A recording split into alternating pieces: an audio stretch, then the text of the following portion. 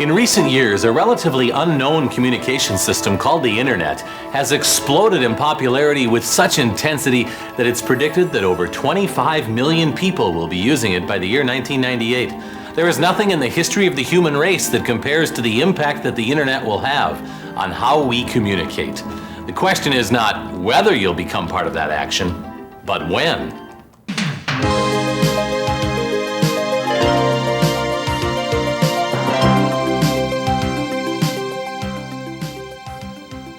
Hello, my name is Scott Reynolds. Welcome to Discovering the Internet. In this tutorial, we'll take a look at the differences between the Internet and the World Wide Web. The differences between commercial online services such as the Microsoft Network, Prodigy, or America Online, and the Internet. How to get connected to the web. How to use something called a web browser to navigate the web. What a web page is. And how to search, locate, and download all types of files, from information files to video and audio files.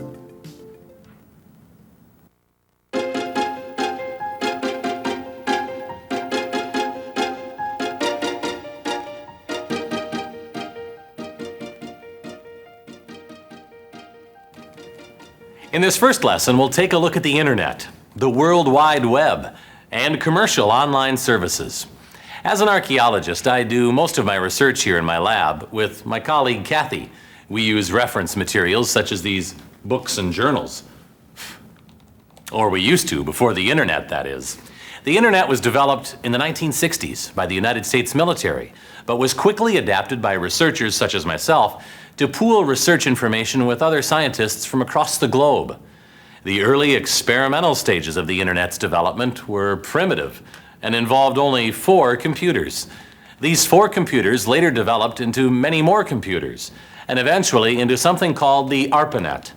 ARPANET, later dubbed the Internet, was created for and by the United States Department of Defense, whose assignment was to construct a communication system based on an intricate web of interconnected computers.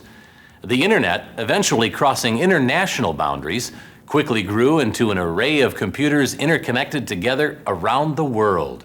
Today, it is this physical connection of these thousands of information-laden computers that is the Internet. It's common these days to hear a lot about the World Wide Web and the Internet. But just what is the web, and how does it relate to the Internet?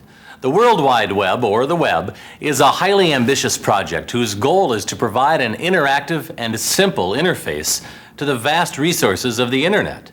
The web was developed in response to the difficult nature of the Internet. Not only was the Internet inaccessible to most people, but to communicate on it required a certain degree of computer skill. You needed knowledge of sophisticated Unix computer systems, extensive command lines, and cryptic computer encoding. But just how do the Internet and the web relate to one another? Kathy and I have had this discussion before. My feeling is that the web takes advantage of the Internet's interconnected design and takes advantage of the Internet's system of cables and satellites. But it is totally separate and not a part of the Internet system itself. Well, as you know, Scott, I disagree with you. Without the Internet, there would be no web, which means they really are part of the same system. You're right about the Internet, though. I like to think about it this way. It's a connection of hardware, wires, and cables, sort of like a personal computer. But the web is really an extension of the Internet. The web, combined with a web browser, is like the Microsoft Windows or the Macintosh operating systems that make it easy for us to interact with our computers. The web makes it possible to easily interact with the once cryptic Internet using the same point-and-click interface we have become accustomed to using with our native Windows or Mac programs. So, my feeling is that the Internet and the web are not separate, but work together in harmony. In fact, the web makes the Internet a simplified, extremely fun, image-laden tool, and much more accessible to the average person. That's a good way to think about it. I think you better get back to work now, Kathy. Thanks. Glad to help. Speaking of image-laden tools, another reason for the web's increasing popularity is the ease in which it accesses the Internet's multimedia capabilities. Using the web, we are able to enjoy picture, video, and sound presentations from all the reaches of the globe. There are museums to visit, an unlimited source of magazines to read, special interest groups that we can join on just about any subject imaginable, entertainment for all ages, capitals to visit, entire countries to see, continents to conquer, and mysterious worlds to find that are all part of the World Wide Web. You have probably heard of some of the more popular commercial online services such as Prodigy, America Online, the Microsoft Network, or CompuServe. If you are a member of a commercial online service, it may seem as if you are on the web, but they are different. These commercial online services work much like the internet and a web combination. You have to dial up and log on to gain access. They both rely on beautifully designed graphics and pages with point and click words that you use to navigate. On both commercial online services and the web, we can download files, join special interest groups, chat online live with other users, or view multimedia-rich files. And presently, just about all of the commercial online services offer access to the World Wide Web through something called a gateway service. There are other advantages to using a commercial online service as well. When we log on to an online service, our computer is linked directly to that service. We don't have to make that additional step of accessing an internet access provider, as you do to gain access to the web. There is also plenty of good technical support available, either from the service or from one of the online members. The advantage of the web is that its vast supply of resources is economical. With commercial online services rates, much like cable TV rates, you pay a monthly flat rate, and in addition, there is a per-use rate added on after so many hours of use, or for extra services, such as downloading files. On the web, there are no per-usage fees. Downloading files is free, and you can do anything and more on the web that you can do on a commercial online service. So why not use the web? Despite the wealth of resources available on the web, many people aren't tapping into it, mainly due to a fear of technology or a lack of knowledge on how to access the web. By the time we finish this tutorial, you will possess the knowledge and skills necessary to tackle many of the mysteries the web has to offer. You will be ready to discover and be a part of a fascinating and historically important phenomenon. That's it for Lesson 1. In this lesson, we talked about the differences between the internet and how it differs from the World Wide Web. We also took a look at the differences between the internet, the World Wide Web, and commercial online services. In Lesson 2, we will get busy. We'll look at a very crucial step in getting your personal computer hooked up to the web, which is finding an internet access provider to connect your computer to the internet. We will also take a look at a graphical browser and learn how to take full advantage of history lists, bookmarks, email, and other graphical browser features. It's the end of the day and I have some work to do at home. Kathy, I'm going. Oh, Scott, I've decided to take tonight's flight home. Would you mind giving me a ride to the airport? Well, I don't know. Okay. The internet and the web are completely different. Happy? You bet. Let's go. Okay. See you in Lesson 2.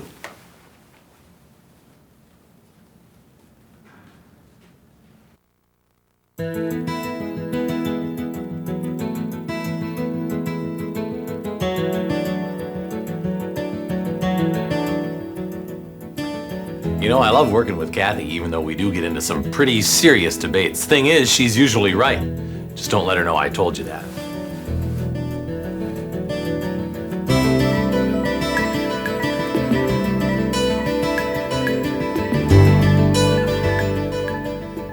Because the internet can be accessed from any location with a standard telephone line, I do a lot of my work here in my home office. In Lesson 2 of Discovering the Internet, we are going to learn how we can get connected to the World Wide Web over your personal or home office telephone line. We'll also learn how to use something called a web browser to navigate the web. In order to gain easy access to the web, there are 3 basic items that we'll need to have: a computer with a modem, a connection to the internet through an internet access provider, and a browser that allows us to interact with the web. Finding the right computer is fairly easy. Just about any computer we purchase or own today would be more than capable of accessing and navigating the web. However, what type of modem we use is much more critical. Let's talk about computer modems. There's a vast array of phone lines, computers, satellites, software, and other unseen obstacles that we go through to access the internet. The computer modem is by far the slowest connection in this chain. A modem is a piece of equipment that is attached to our computer and connects to any standard telephone jack. The modem has the task of converting all of the computer code that leaves our computer into telephone language. We need a modem to connect to the web. How fast our modem can convert information between the web and our computer will determine whether we have to suffer long, excruciatingly slow jumps between web pages, or whether we have the ability to leap around continents with lightning speed. Modems come available in several different speeds or baud rates, 1200 baud and lower, on up to 28.8. The baud rating on a modem indicates how fast it can transfer data. The slowest speed we should consider for navigating on the web is a 14.4 baud modem. Anything below that speed will still work, but is probably much too slow. It's kind of like waiting for a slower dot matrix when you are used to a laser printer. If possible, get a 28.8 modem. Faster modems don't cost all that much more, and for most web browsing, it's well worth the investment. Now, maybe you're not the technical type or have neither the desire nor the time to figure out computers and baud rates and stuff like that. Well, most people don't. That makes spending the time looking for a good full-service internet access provider an important first step. An internet provider can help to select the appropriate computer and modem, but more importantly can properly connect your computer to the web. Let's take a closer look at why we need an internet access provider and how to find the right one for our needs. If you own a computer already, or even if you don't, you are probably aware that there are many different computer formats, and most are not compatible with each other. An internet provider is designed to get these incompatible systems to work in harmony and communicate effectively within the environment of the internet. They are the computer language interpreters of the internet. There are several computer language interpreters, or protocols, that internet providers use. SLIP, CSLIP, or the most current PPP, meaning point-to-point protocol. PPP is likely to become better supported and more popular than SLIP and CSLIP in the future. However, currently more software and internet access providers support SLIP and CSLIP. In your search for an internet access provider, you should ask if they provide a SLIP, CSLIP, or preferably a PPP account. And in addition, if they have an email server for using the email features of the web, a news server for subscribing to news groups, and if they can accommodate your modem speed or baud rate. Finding a good internet access provider is not hard. They can be found in computer trade journals, newspapers, or by asking at a computer sales or service business. To eliminate phone connection costs, it is best to find a service that is local, or if none is available, one that has a toll-free access number. I subscribe to a commercial online service. As you can see, my service has an Internet Gateway feature that can be used to locate internet access provider lists that are located on the web. An extensive list of hundreds of internet access providers can be located by doing a search for Internet Access Providers. We'll talk about searching the web with web searching tools later in this tutorial. Having access to the internet is only half the journey to getting on the web. Once we have made the physical connection, we need to have a graphical browser, or as it is usually called, a web browser. A web browser creates the point-and-click environment that makes the web so easy to use. Like Kathy mentioned earlier, a web browser is like a Windows or Macintosh operating system. It allows us to interact with our computer in a user-friendly way. Earlier today, I saw an interesting photograph on the web, and I would like to get a copy of it and share it with Kathy. I'll sign on, take a look at some of the features of a popular web browser, and at the same time, download that photograph to my computer. I close out of my commercial online service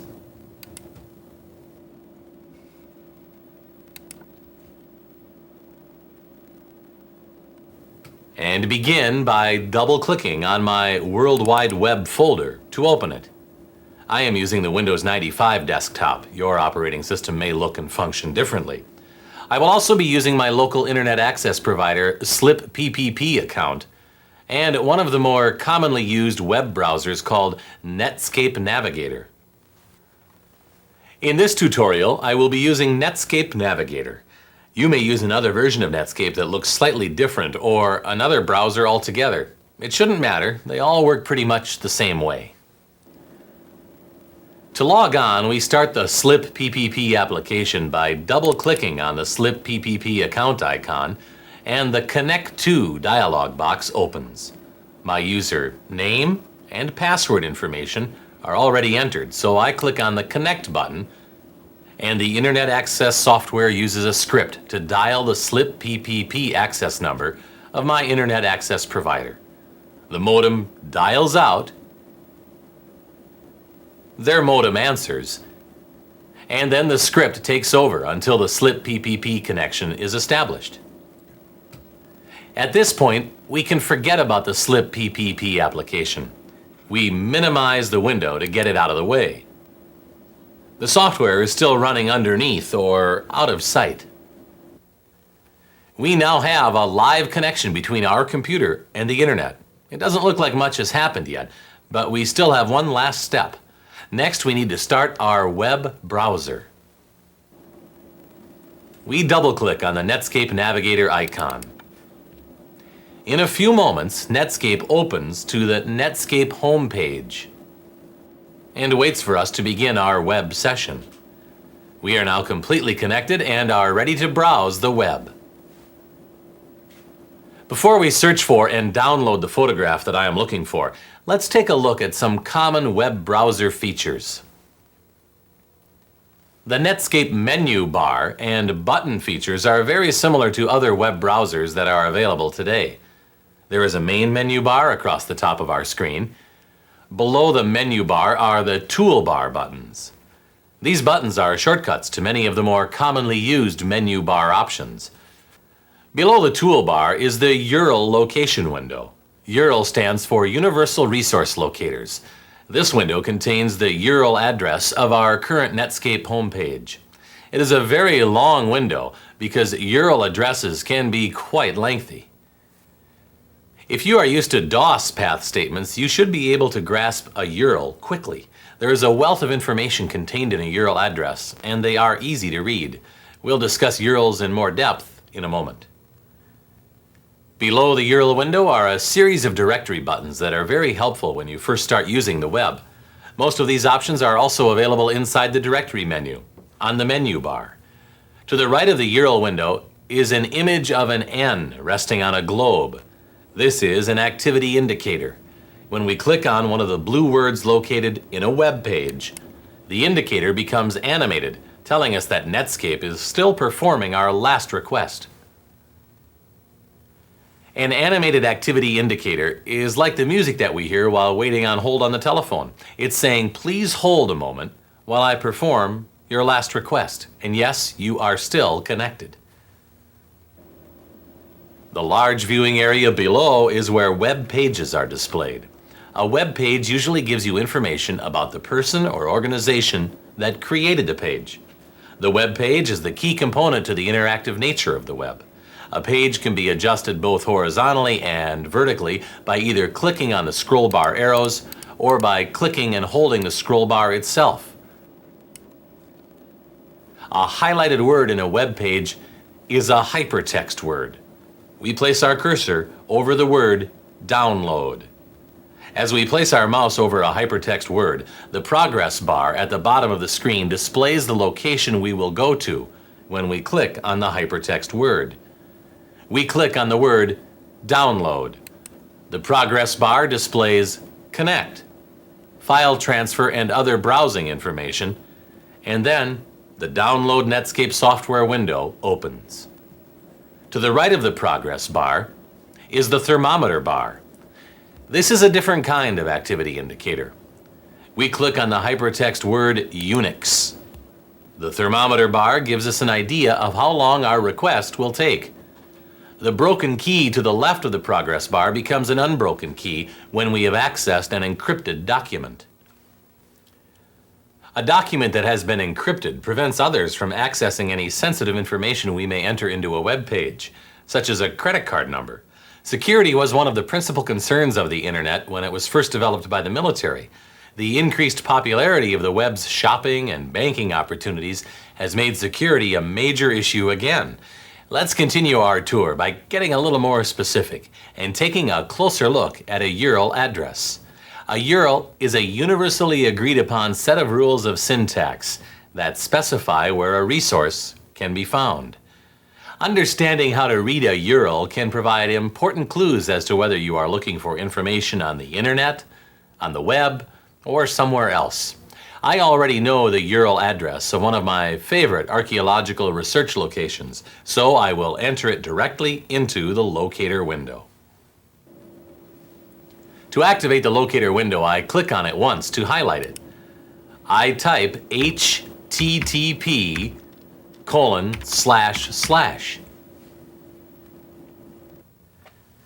URLs are not only lengthy, but they are case sensitive, so you have to be careful you get the spelling and cases correct. The HTTP in the URL address stands for Hypertext Transport Protocol. URLs that begin with HTTP are web resources. HTTP is the interpretation protocol that we talked about earlier that permits different computers to talk to one another on the web. A URL that begins with HTTP tells us that Netscape will access this web page using the HTTP rules of syntax. URLs that begin with FTP or Gopher are Internet URLs. We'll talk more about searching Internet resources in Lesson 3. To continue, we type the second part of the URL, spirit.lib.yukon.edu/. This section of the address is called the domain, which means location of our web page. URLs and the domains inside them are easier read from right to left. For example, the edu at the right end of my URL's address domain indicates that this location is an educational institution. A .com would indicate a commercial organization. .gov, government. .mil, military. .int, international organization. .net, networking organization. And .org, nonprofit organization.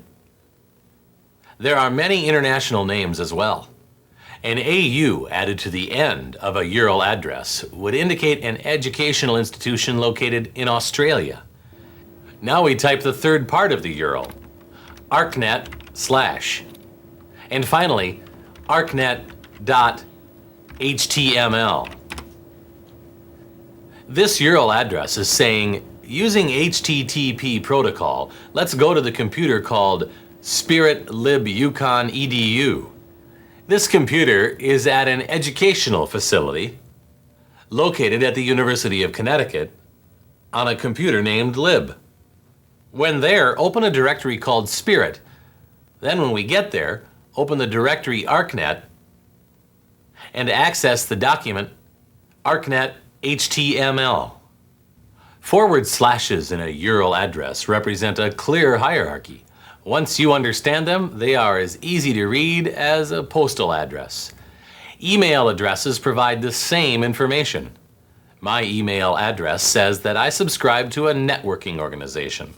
My computer server is called Min, and my messages are posted in a folder called Reynolds. My entire URL address is entered, so I press enter, and Netscape begins to search for the location and document. The progress bar at the bottom of the window monitors the status and, when complete, indicates so with a done message.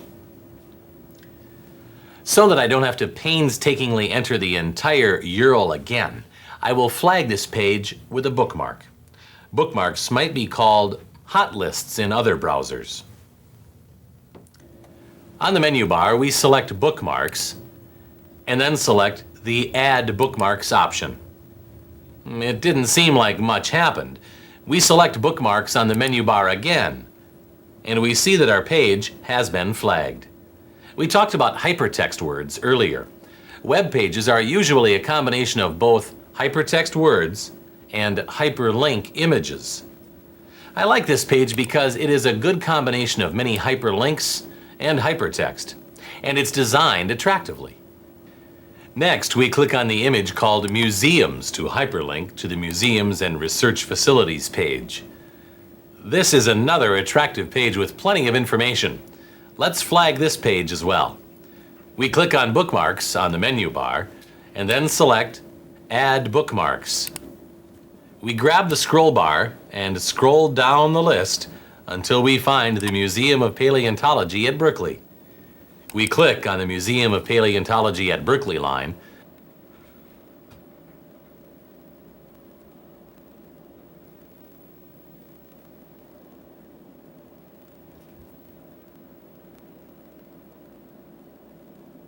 And soon we are welcomed to the museum. We scroll down to the bottom to get a better look.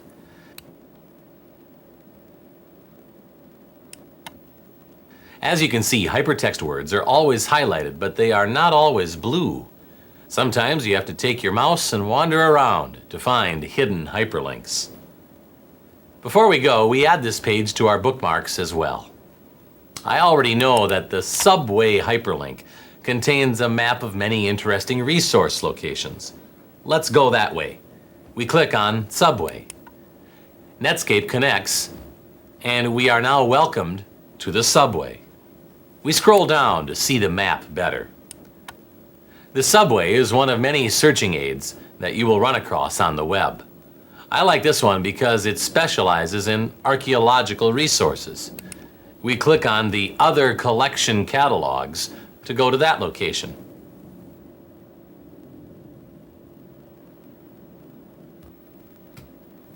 We scroll down to see this page better. This time our list is categorized mostly by images. This richness of combined media is what makes the web so interesting and fun. We click on the paleontology image.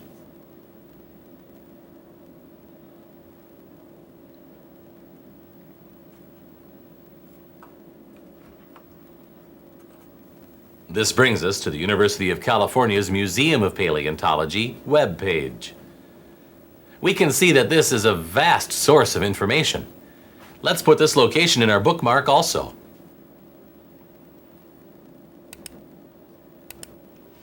Now we scroll down to about the center of the list until we find the Natural History Museum of Bern, Switzerland, and click on it.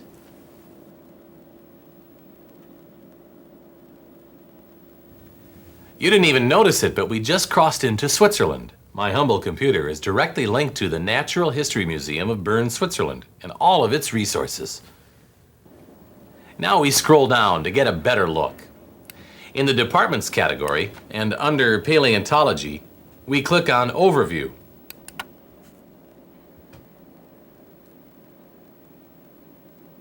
And we are at the Earth Sciences Paleontology window. We scroll down once again to about the middle of the page and select Important Single Objects.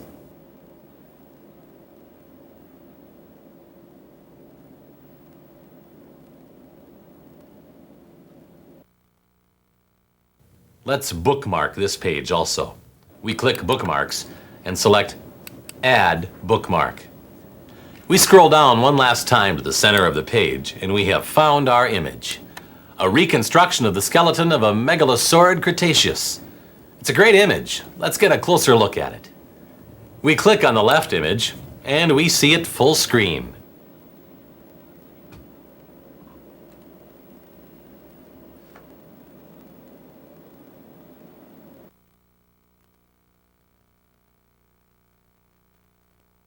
The PAL350.gif file name that we see in the URL window indicates that image is named PAL350. The .gif extension indicates that this is a GIF image that needs to be viewed with a GIF viewer application. On the web, a viewer application is called a helper app. Helper apps are needed to view photos, listen to sound, and watch a video. We will take a look at helper apps later in this tutorial. Right now, I want to save this image to my hard drive so that I can refer to it later when I am off the web. On the menu bar, I click on the File menu and select the Save As option. The Save As dialog box opens. I want to save this image into a folder that I will remember later.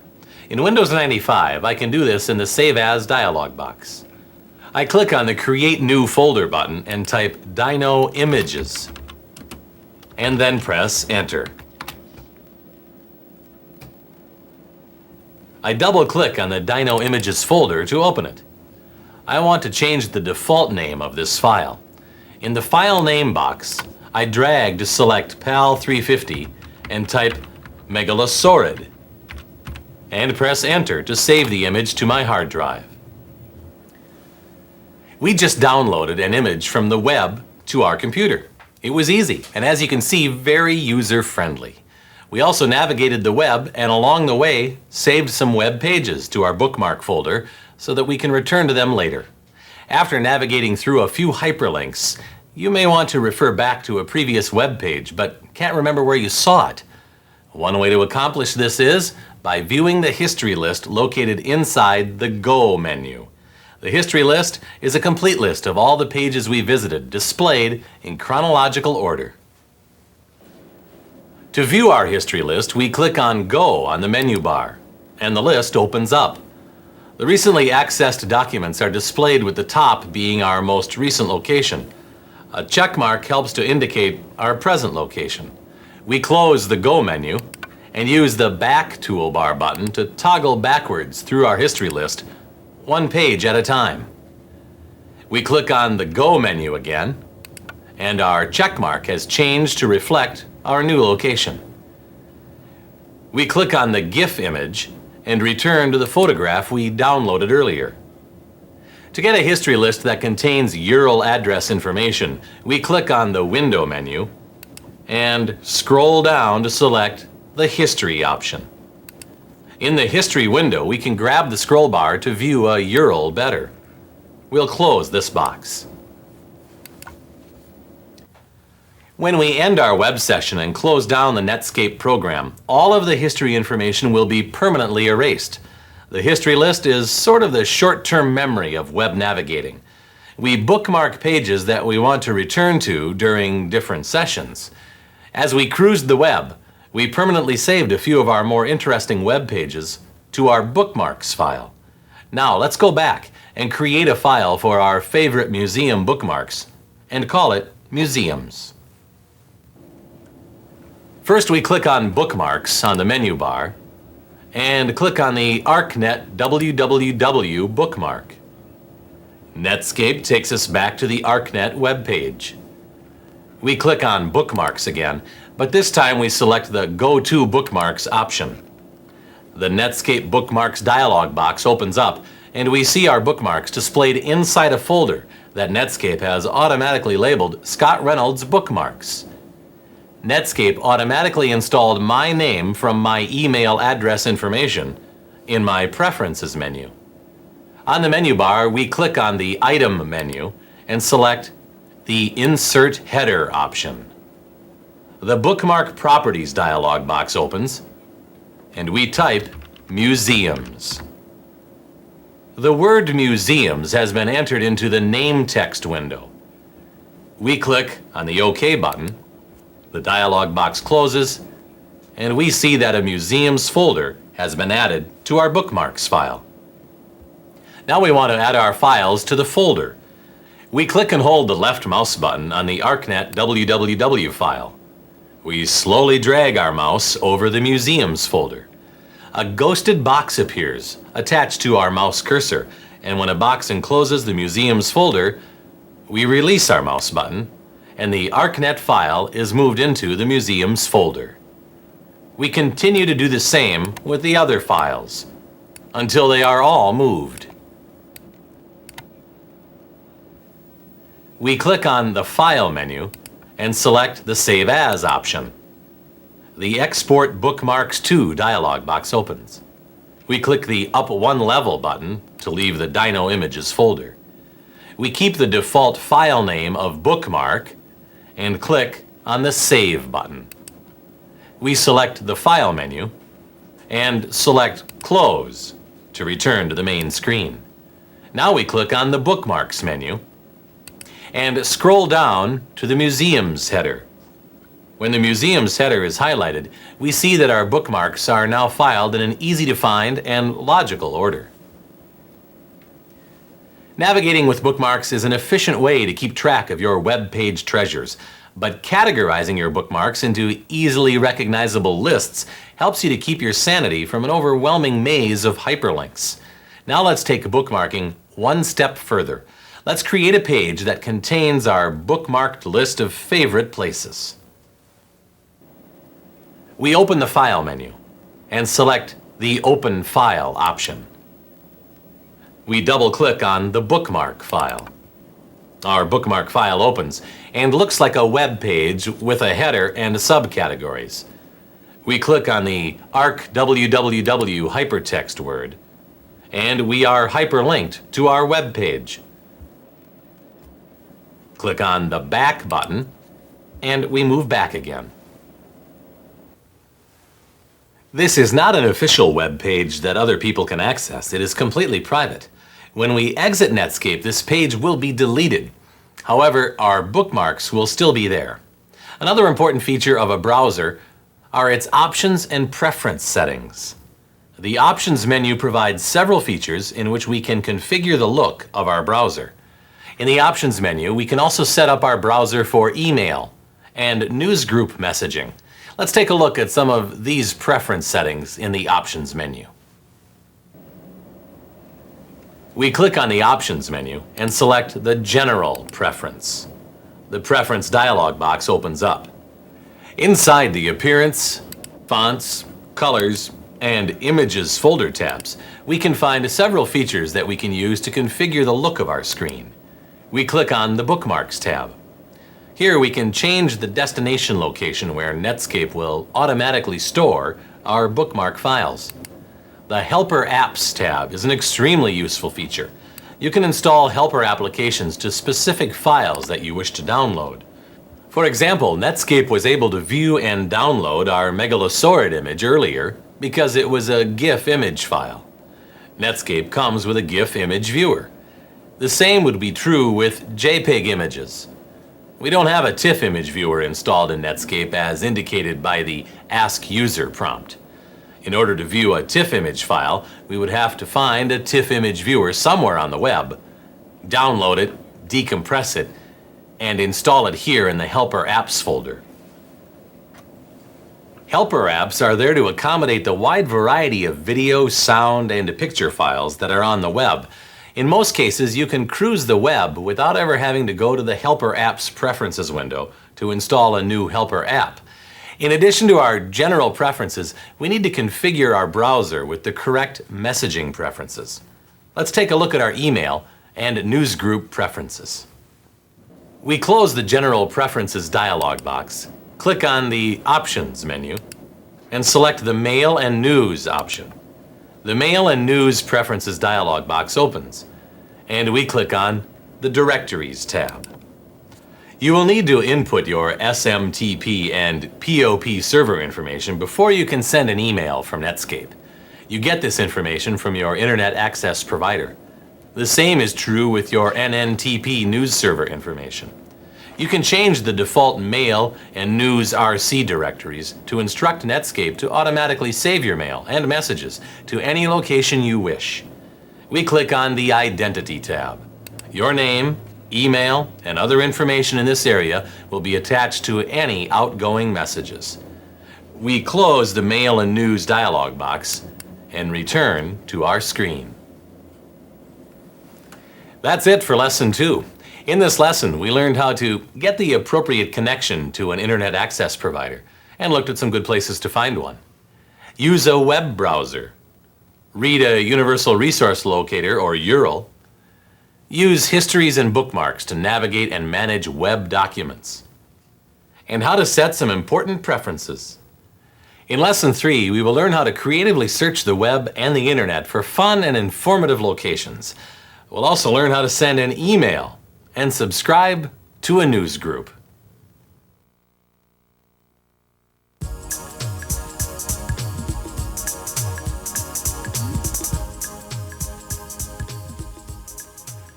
Searching for that hidden piece of information on the web can be pretty easy if you understand how to look for it.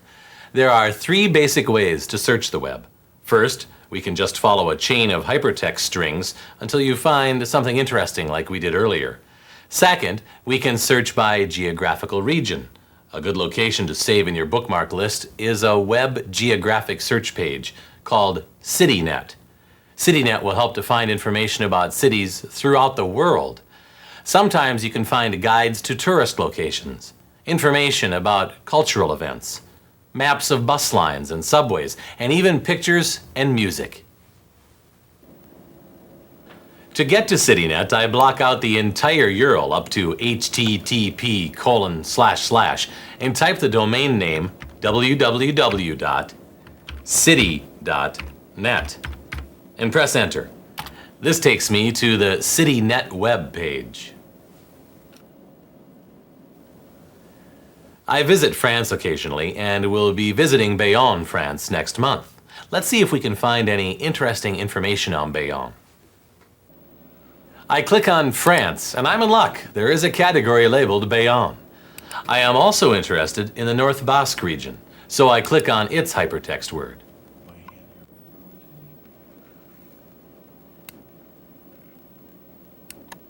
There is a hypertext word called Carte du Pays Basque.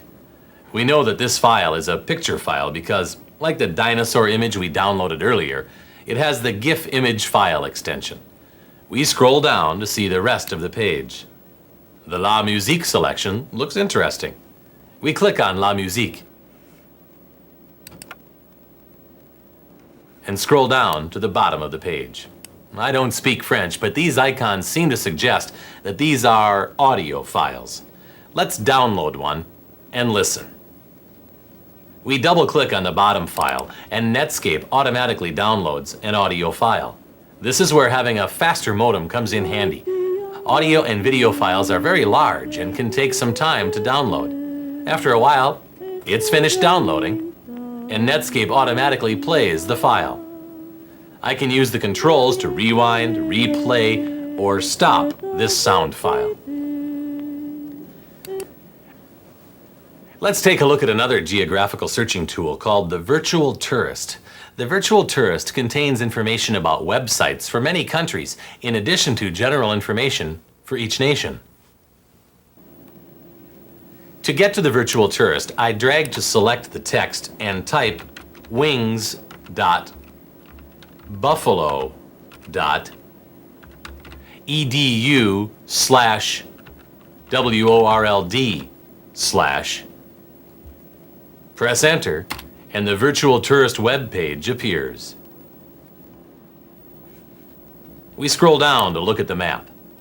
The Virtual Tourist is primarily a web location service, but it works in conjunction with CityNet to help us in our searches. Clicking anywhere on the globe will take you to that part of the world. The third way to search the web is by using a searching engine, which is essentially a robot-like program. In fact, search engines are sometimes called spiders, robots, or wanderers. Once we provide a search engine with some information, it launches out onto the web looking for any resources that match the information we have provided and returns with a list of suggested resources. Because the web is so vast, we can speed up our searching session by using Boolean searches. A Boolean search uses and, or, and not in combination with your key search words to perform a search. We begin our search by clicking on the Net Search button on the directory toolbar in Netscape. The Internet search page appears, and we scroll down the page to view our selection of searching engines. Each engine has a paragraph, briefly describing its particular searching method. I want to look for dinosaurs in North America. Let's begin with the InfoSeek search engine. We type dinosaurs and North America and press enter. In a few moments, the search engine verifies my search for dinosaurs and North America and displays the first 10 of the 100 resources that it found that contain the words dinosaurs and North America. We scroll down and click on the first selection, Early Dinosaur Discoveries in North America. The web page appears, and it's exactly what I was looking for. This document contains more information about the Megalosaurus. It will go well with the image we downloaded earlier. To flag this image, we select Bookmarks, and then select Add. Had I typed dinosaurs not North America, the Boolean search would have retrieved documents that had the word dinosaurs, but not the words North America. And typing dinosaurs or North America would have retrieved documents that had either word. Each search engine uses its own philosophy on how to search and retrieve information. It's a good idea to try 2 or 3 different engines. You'll see that each search brings back differing responses.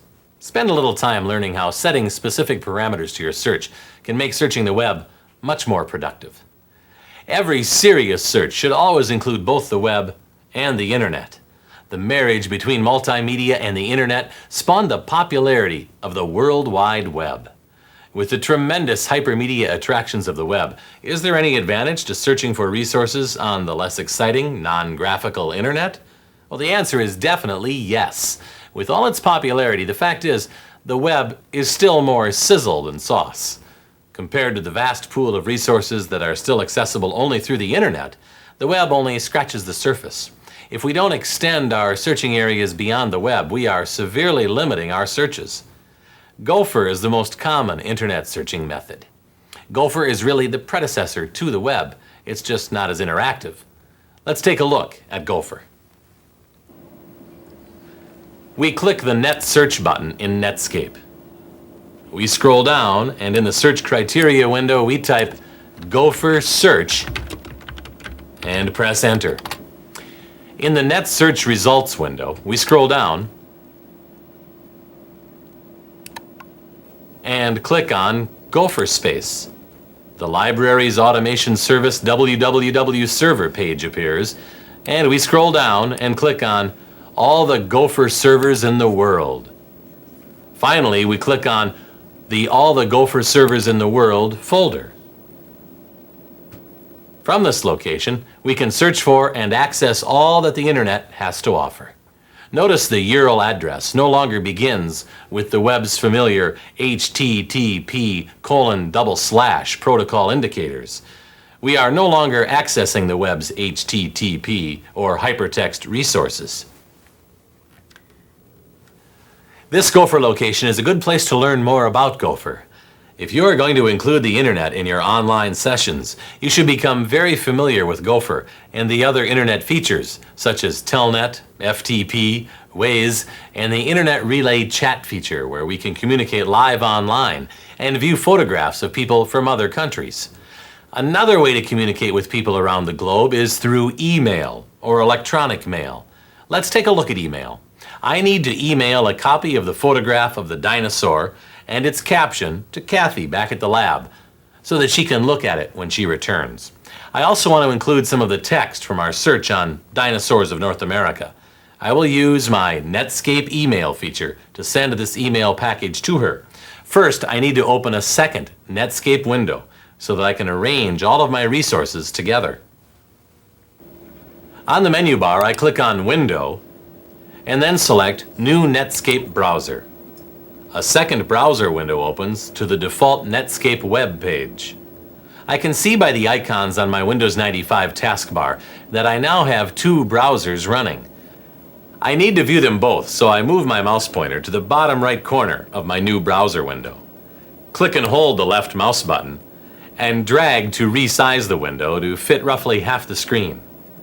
Notice that as the window gets smaller, some of the toolbars disappear, but no matter how small the window gets, I can always see all of the menu bar options. I click inside the hidden browser window to make it the active window and resize it to the left side of the screen and then drag it to the right. I now have 2 separate browser windows I can use, and I am ready to gather my resources. Let's put the Early Dinosaur Discoveries of North America webpage in the left browser window. We click on Bookmarks in the left Netscape window menu bar and then scroll down to select Early Dinosaur Discoveries in North America. and the web page appears. Now, in the right browser window, we click on the Bookmarks menu, select the menu Museums, and select Important Objects. As it is loading up, we maximize the left browser window to see it better. Because this text references a talk on the Megalosaurus, I wanted to include it in my email message. I drag to select the text and the header. I click on Edit on the menu bar, and then click on the Copy option. The text is now in my clipboard. I minimize the left Netscape window.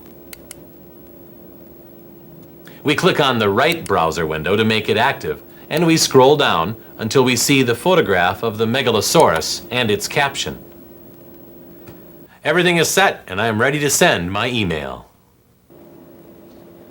I click on File on the menu bar in the right browser window and select the New Mail Message option.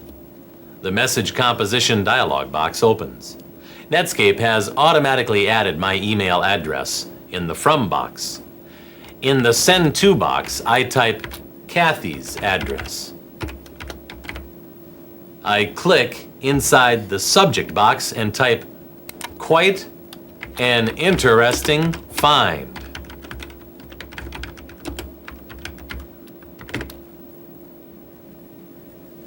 Now I need to find the photograph that I had downloaded to my computer and attach it to my email.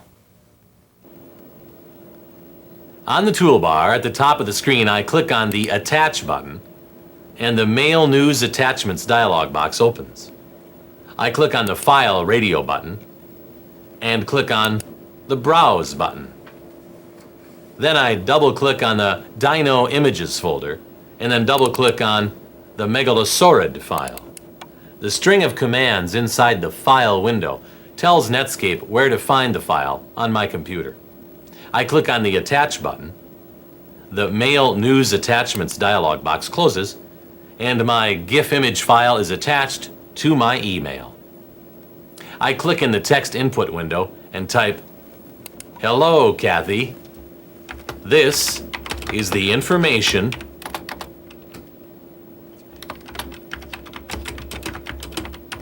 on the attached photo. Let's discuss this next week when you get back. Scott." And press Return.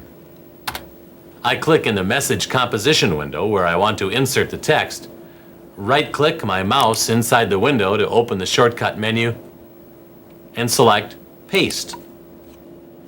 Our mail is ready to send. I click on the Send button on the menu bar. My message and its attachments are sent. I close the message composition window.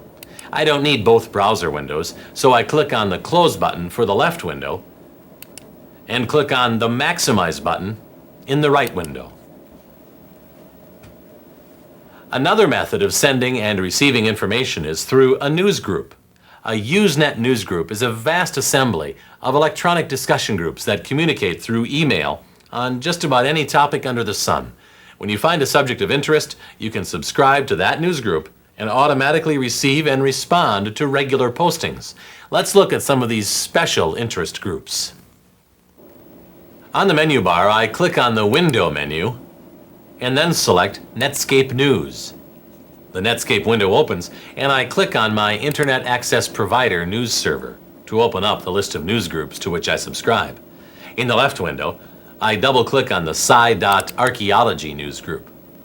Netscape locates the news group, and in a few moments, I can see a list of posted messages located in the right window. I double-click on the first message, and it appears in the lower half of the news viewing window. I click on the Next button on the Newsgroup window toolbar and advance to the next message. Notice that the previous message is no longer highlighted. This indicates that the message has been read. Messages that drop down and to the right of another message are called threaded messages. Threaded messages indicate a subject that is being discussed based on the original posted message at the top of the hierarchy. We click on the plus sign to close a threaded message path and preserve space. We're done, so we close the Netscape Newsgroup window and return to our web page. We talked about URL and email addresses and how to read one to tell where a particular resource is located.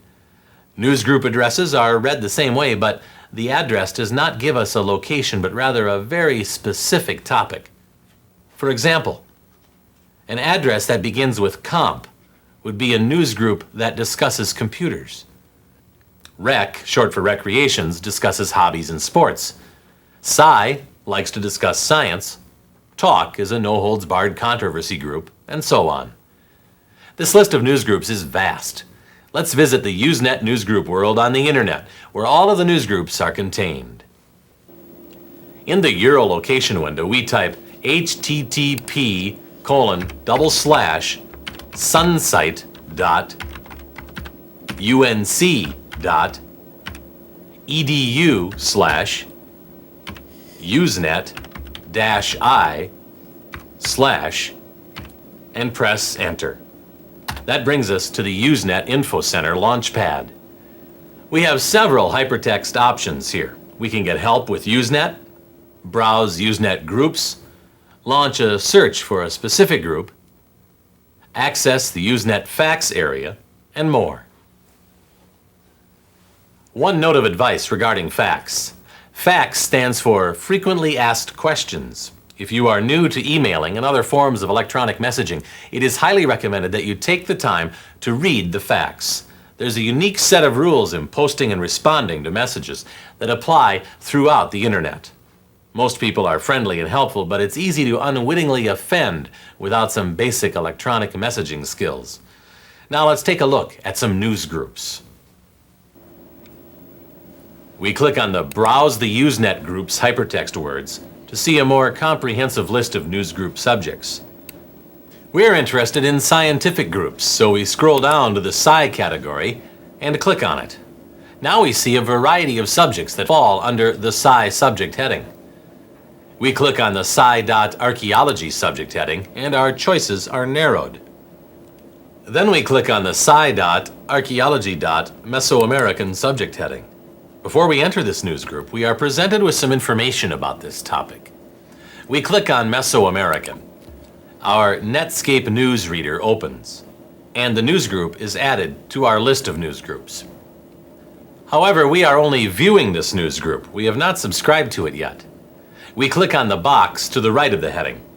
A yellow check indicates that we are now subscribers to this news group. Now every time we enter our Netscape news feature, new postings to this area will be added. We double-click on the heading, and in a moment, the postings appear in the right window. We can read and respond via our email to these messages. We are done with our web browsing session, so we close the newsgroup box and return to the Netscape window. Let's close our browser and disconnect from our internet access provider and return to our desktop. We click on File on the menu bar and click on the Exit option.